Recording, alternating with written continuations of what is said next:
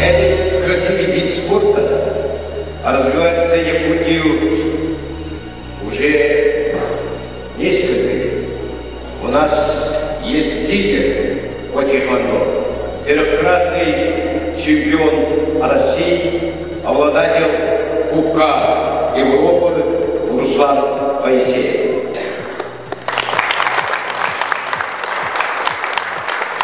Руслан Моисеев в мае месяце в чемпионате мира будет зачищать честь России. И я думаю, среди сегодняшних участников есть будущие чемпионы России, чемпионы Европы, мира и даже, может, и Олимпийских игр.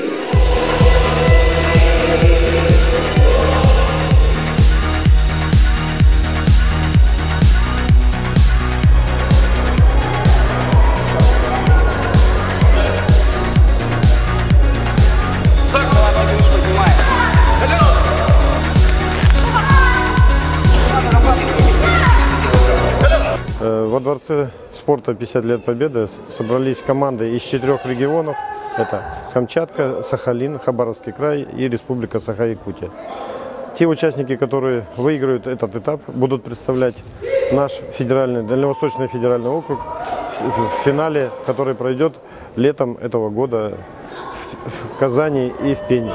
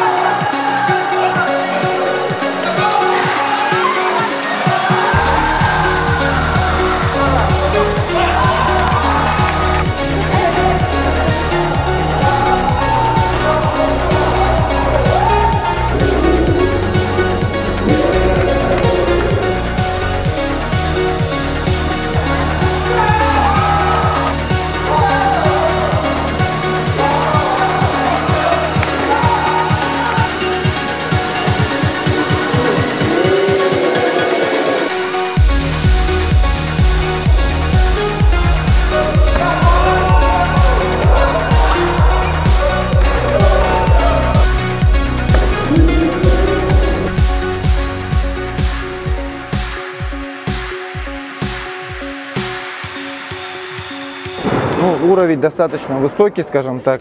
Может быть, конечно, недостаточное количество участников было представлено на этом турнире. Ну, практически Дальний Восток весь приехал. 4 команды. Это команда Сахалина, Камчатки, Приморского края, Хабаровского края, ну и, соответственно, наша команда. Уровень проведения очень довольно-таки высокий. Главный судья был Владимир Владимирович Савельев. Он является судьей международной категории. Опыт у него довольно-таки высокий.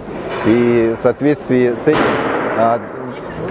даже хотя и мы и апробировали, можем сказать, у нас сейчас система электронное судейство, да, которая новая в соответствии с последними изменениями 2015 года, но очень хорошо отработали судьи. Эти соревнования прошли на высоком очень уровне, как бы достойное проведение соревнований. Как бы мы очень рады, например, в следующий раз, если нас пригласят с Сахалина приехать в город Якутск, мы с удовольствием приедем, потому что как бы организация и вот приходили, грубо говоря, чиновники спинспорта, со всеми познакомились, с детско-юношеской школы, такие, ну, нормальные ребята, то есть адекватные, как бы, и молодцы, что они вкладывают в спорт, в частности, в тэквондо.